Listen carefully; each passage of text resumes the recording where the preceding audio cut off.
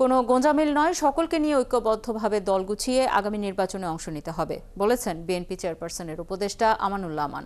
খুলনায় প্রেস ক্লাবের ব্যাংকোয়েট হলে খুলনা বিভাগীয় বিএনপির নেতাকর্মীদের সাথে মতবিনিময় সভায় প্রধান অতিথির বক্তৃতায় একথা বলেন তিনি।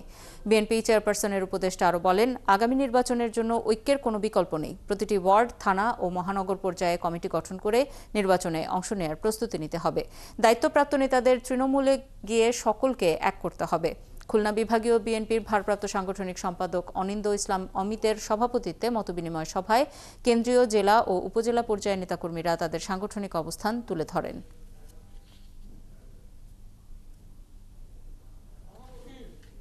প্রয়োজন বোধে প্রত্যেকটি জেলায় যাব আমরা, প্রত্যেকটি থানায় যাব আমরা, প্রত্যেকটি ইউনিয়নে যাব আমরা, আমাদের নেতৃবৃন্দ যাবেন।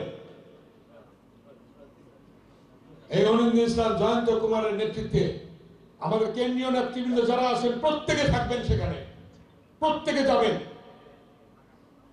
আমরা কোনো গুজা মিলে বিশ্বাস করি না, কাউকে আমরা নিজেরা গুজামিল দেব না, কেন্দ্রীয় নেতারা গুজামিল দেবে না, আপনারা কেউ গুজামিল দেওয়ার সুযোগ পাবেন না।